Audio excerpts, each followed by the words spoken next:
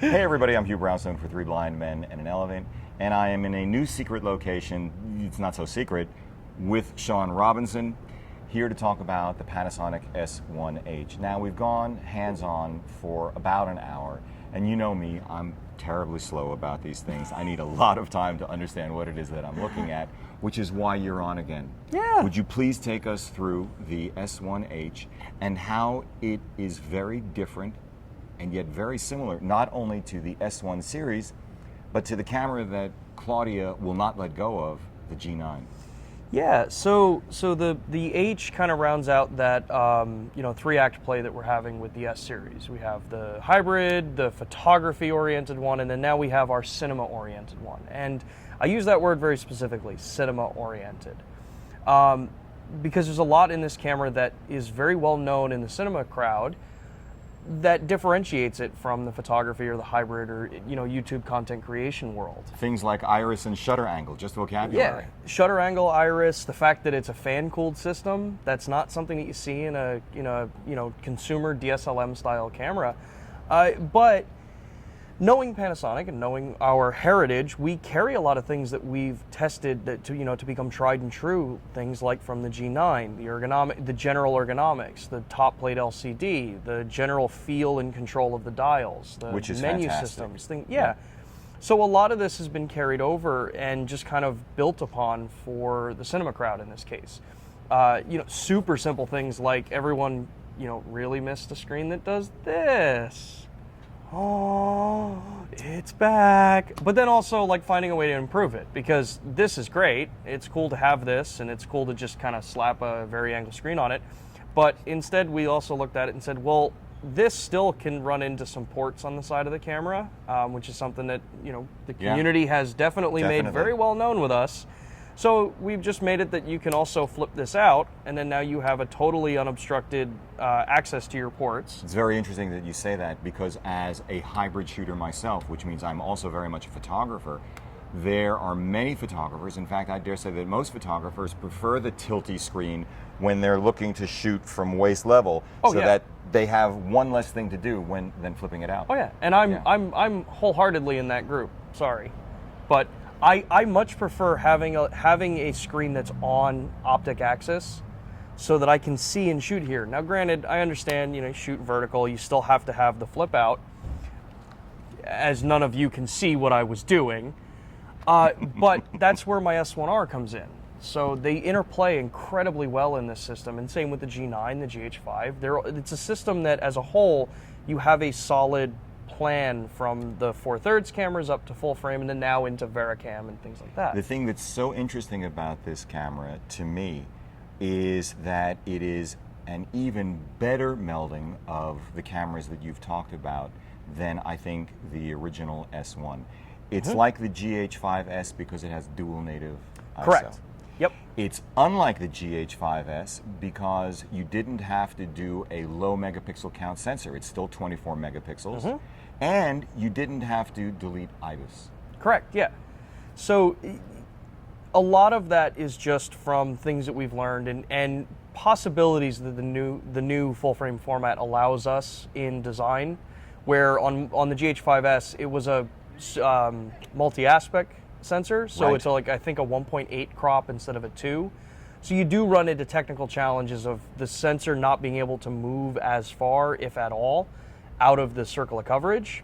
Where full frame, because from day one we knew we wanted to do this, you can design, your optics are covering more than enough space for this. And it's still a multi-aspect sensor. Kind of. Multi-aspect in the sense that we can shoot in a 3:2 aspect ratio and we maximize that image area being recorded. It's not an oversized 35 millimeter sensor, Fair point. which multi-aspect, a lot of people I know online were questioning how that was possible, but it is the recording methods are using the maximum space available for that. One of the things that's interesting in the photo industry these days, or the imaging industry, is the notion of minimally viable product, MVP. It's a concept borrowed from the software industry, and it's sometimes frustrating. It's often frustrating for consumers because we often feel like we are beta testers. And yet the flip side is the speed with which you guys are iterating. The industry is iterating cameras. Taking that feedback and incorporating it is quite extraordinary for what is, at the end of the day, a hardware-based product. So I loved the fact that unlike the, what is this, the That's S1? my S1R. S1R, with this on-off switch, which I never loved, I'll say that, you don't have that switch this time around. In Correct. fact, you've taken it straight out of the G9. Correct. And those are decisions that come across. They're not here. when They you're haven't seen it. So there, like that, yeah, there you go. like that. Those are decisions that come across when you look at just general ergonomics and what the market request was. When we looked at the market for the S1 and the S1R, I think people need to remember that they're photography-first cameras, those two. Yes, the S1 has V-Log, V-Gamut, it's 14 stops, waveform, all that kind of stuff in 10-bit. Those are things that we can do, so why not do them, kind of thing. We shouldn't hold back certain things because, product segmentation or that idea. I love that you're because like that happens. Yeah. But that still doesn't change the fact that from an ergonomic standpoint, you still do make some changes because you're looking at what a target segment is requesting in that. It's why we don't have the vari-angle screen on these cameras, because on the S1 and S1R, because the target market segment of photojournalists preferred that over this. But when we go to the cinema crowd, it's a lot better to have faster access to the on-off switches. You want large record buttons that are easy to see, easy to find. And when you look and say, well, you want one up here and we want one down here, well, that means, okay, we don't have the function lever switch up here. And okay, so we just move the power switch out of here because now you have a really easy access record. It works really well. It's a very function first idea with some of this stuff. Are they the most beautiful looking cameras in the world? That's debatable. I think they look Form great. follows function. Exactly. And that's what we've always kind of looked at as a company. We make incredibly pragmatic products. We use our GH5 Yeah. just about every day. Now, there are other things too. As opposed to the S1 twins, this has dual card slots, but they're both SD. That took me by surprise. Correct, yeah. And there's a good reason for that too. I'm sure, and you're going to tell us. So one being, in order to maintain dual backup recording, a lot of people found on the GH5s that it could be very finicky on what memory cards you used. Right. Needed matched pairs to be able to do Right. all intra backup recording. Well, an SD and an XQD are not matched pairs. Right. You have different max speeds, Yep. different writing styles, different file structures in the way that the information is written on the card. So in order to hit that backup recording, you have to pick one media over the other. Well, XQD and CF Express are still early in their adoption in the market for general pro market usage. But SD cards, it's a reliable standard. We know that it's available already to be able to cover the bit rates that we're recording in the GH5, since this also carries 400 megabit all intra. So we go to what we know we can do reliably. You don't want to experiment when you're in a professional market. I mean, you push the bounds, but you bring things to market that are ready to go. And like you said, customers tend to think, we're kind of beta testers and this is kind of aggravating. We don't want to make a customer a beta tester. Thank you. That's not the goal. We put stuff out when it's ready to go. We make announcements when we're truly working on it. We have a goal in sight of when we're going to release this. So like Yamane-san announced at the press conference that we are working with Atomos to develop RAW over HDMI. Right. We are prepared to talk about that because, there's an end goal in sight. We have a target of when we want to have that ready to go. It's not hey, it's going to come out and eventually it'll come out. It's a very thought through plan with the way we do products. Yeah. And I hope people notice that it is a labor of love with our engineers. They take everything personal. This is the baby to a lot of engineers, and the blood, sweat, and tears that they put into this whole system is what they're going for. And it's fascinating because clearly the engineers have decided that they can deliver 6K through those cards. That's surprising. Yeah, and I mean, it's 6K, it's a 3:2 aspect ratio image, it's in 24 frame, you can do it out to the memory cards, it's 420 10-bit in HEVC, so it's an incredibly robust file that's 200 megabit. So you're well within what you can do on current V90 spec cards. Now, this camera does become more, not temperamental, but it becomes more reliant that you don't cheap out on media. Buy reliable media. Go for media that is known in the industry. So that's why all the cameras that we gave you guys for the shooting, they're loaded with pro grade V90 cards because they're reliable media. Yeah. And when you're going into a $4,000 camera, and its target is a professional application, you don't want to risk your shot for cheaper media because you could save a few dollars there. And I understand the reasons behind it, but yeah, absolutely right. And yet, because it's got the 24 megapixels as opposed to the 10 and a fraction, and because it's got Ibis, this absolutely will appeal to professional photographers as well. Definitely. It's as if you are targeting slightly ahead of where the rest of the market is, because there has been a move for photojournalists to begin to do video. This is the least compromised of any camera I've seen in that regard. Well, you know what's funny about that is there's an old Panasonic slogan. You know how we always change our motto and our slogans up? I can't keep up with it. It's better life, better world. And then years ago it was Panasonic, slightly ahead of our time. Oh, that's right. Yeah. That's right. That's great. I think it's making a comeback now. Well, look, there is a lot more to discuss about this camera. There's actually so much to discuss that I can't remember all the things that I'm supposed to tell you guys. Come on, you don't remember about all the anamorphic modes, the fact that it does 48 frames per second with You audio love and the focusing. anamorphic. Yeah, It does please. 120 frames per second with autofocusing and audio. That's a big deal. You know. I actually used that this morning. Oh, it was it's great. 4 o'clock in the morning, but I did it. I was doing 48 frame with the Fencers we had, because why not? And autofocus works, everything works. And then the fact that there was a number of people online with the GH5 and those cameras where they were like, well, can we just mute the audio? Because I don't want to record audio, so you can mute the audio and not have to do that. Yeah, there's so much packed into this camera. Like, you still have your variable frame rate up to 180 frame, or 240 frame, I think. You still have all of that. But now, like, we just iterated, we made it better. And I actually like the interval shooting because you can auto ramp the exposure, and it's just really nice. It processes in camera. One question that I didn't it's included think to, from day one. Yes. One of the things that I didn't ask you about was pixel shifting. Is there pixel shifting in this camera? Oh, yeah. This was really interesting. At the press event, I actually asked what compromises have been made on the photography side, and the answer was none. None. So pixel shifting as well. Yeah. So someone wants high res, you can still do the 96 megapixel images. Now there is a difference. So the S1, like we said before, a little bit of a touch here. So the S1 has a 24 megapixel sensor with no aliasing filter. Right.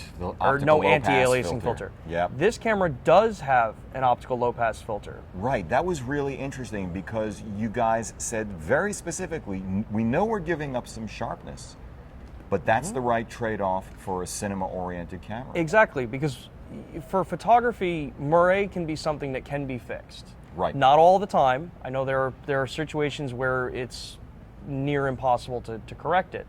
But in the cinema world, that's not an easy thing to fix.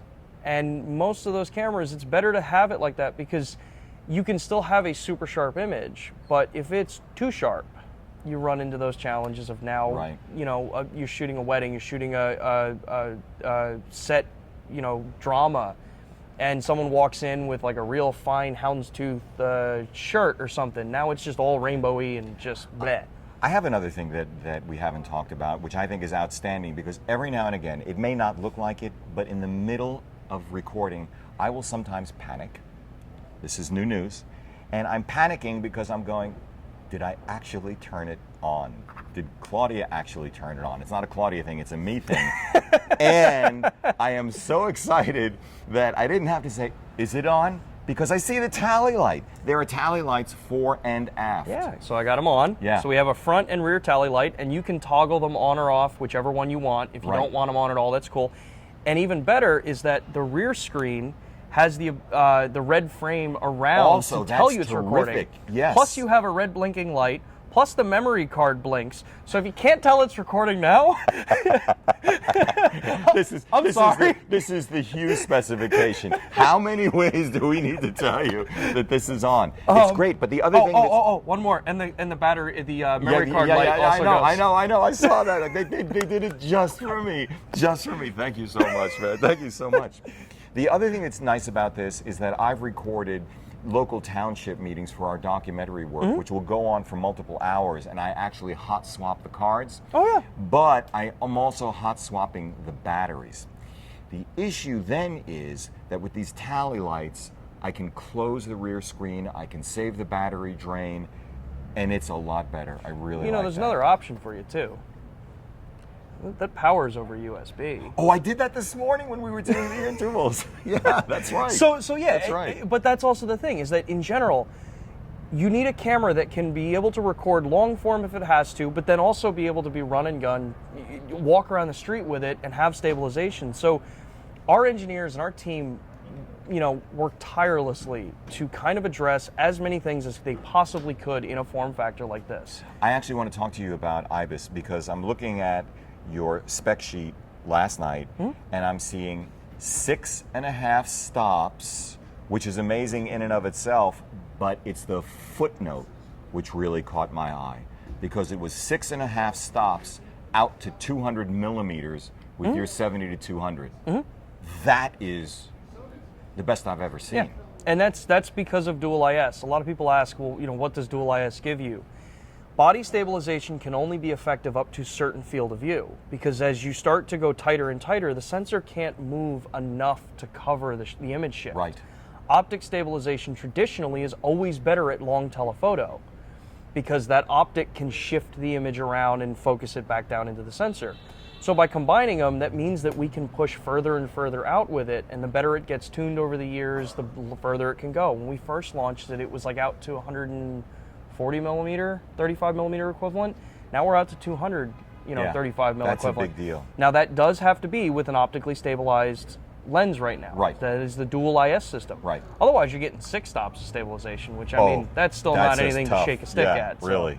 A couple of other things that we should do, and then I know you've got to get inside, and so do we actually. Let's talk about the glass. Yes. Because it is fair to say that the L-mount Alliance, conceptually brilliant as it is, has not yet flooded the market with a wide variety of glass for native L-mount. So today you announced the 24 to 70 2.8. I'm really looking forward to getting my hands on that right there. Yes. And we really get stupid. Oh yeah. Yeah, we get really It's stupid. fun time. It is. And then you have on this camera a big bad boy. Yes, it's big, but I think people need to get their hands on this thing. This is the Sigma 35 1.2 Art in the L mount. So this is the native L mount lens that does supporting continuous autofocus and single point and all that stuff, manual focus. May I? Yeah. Look, the fact is, full frame lenses have to cover a full frame sensor, especially if you want effective stabilization. You can size optics down to a point and it's getting better and better, but the truth is that you're still bound by certain restrictions. And honestly, if you can't get around that, then the cameras need to be designed to balance properly so that while you're shooting, it's comfortable, it's balanced. You don't feel like you're basically holding a lens with a tiny little thing attached to the back of it. So those are challenges that you run into.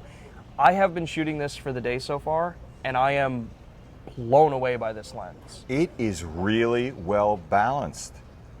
It's really well balanced. I'm a little bit surprised. And then on top of it, for someone who wants a smaller, more compact lens in that 50 millimeter field of view, and may not be looking at our 50 millimeter, there's the Sigma 45 2.8, which is a nice compact. I need to check that out. It's a 2.8, which 2.8 is still a fast lens. It was for an incredibly long time, and it still is. Yes. But that means that, for myself, I like street photography. I like just traveling with a camera all the time. Man. And I do it with my 50 and the grip and everything attached just because I don't care if someone notices me. It's part of my style, what I like. In your face. Yeah. Yeah. You can tell I was from New York, New Jersey area, huh? But having that 45, really, to me, that 45 now added the ability, because on Micro Four Thirds, I loved the 15 millimeter. Right. I mean, I loved it a lot. Yes. Come on. Not everyone knows. So Yeah. that looks awkward, 15. You might as well tell them what else you've got. Nocticron and the 12 Summilux. Yeah. And then film and great old state of Texas. Texas. I was there the night he got that one. Yeah. We're that not was a fun talking night. about that. But that 45 reminds me so much of the 15 Summilux that we have. Yes. Because the size, the aperture ring, the beautiful manually focusing Yes. capability of it, and the system in general. So it's just, hey, we told you we're in a very secret area, It's that so will be secret. known. It's invisible. It's invisible. We're this wearing is the cone of silence? Cone of invisibility. The guy clearly didn't see us. That's pretty good. But yeah, so the system is growing, and the one thing I'd say is, do people want fast, lenses out quick and have to have them sacrifice something? Or do you want lenses that truly stand up to what you need from a critical standpoint? Yeah. Quality doesn't come with speed. Quality comes with thought and dedication to what you're building. Okay. I was about to take exception, but I get what you're saying. Well, Yes. of course there's always exceptions. Yes. But we don't do things in half measures. Yeah, no, this is really a fascinating camera. There's clearly so much capability when it comes to image tweaking that candidly, Claudia and I won't use. We like the GH5, and in addition to introducing the 24 to 70, what's this I hear about a revised 25 millimeter Summilux 1.4 for Micro Four Thirds? Yeah, so the 25 millimeter Summilux 1.4 for Micro Four Thirds is long in the tooth. It was one of the earlier, lenses we had, as we have a van coming at us now. I'm telling you, we're invisible. Yeah. We're absolutely invisible. They're all doing their best. But so as we wait for the van to pass, so as we kind of evolve the system over time, lenses come up for revamp and renew. Sure. So the 25 1.4 Summilux has a newer exterior to match the current lineup of the lenses. It's weatherized now, and just in general, it's just brought up to date. Would you say, because one of the things that I noticed with that lens early on, as I noticed with too many modern lenses, because I shoot video as well as stills, I'm keenly aware and bothered by chromatic aberration.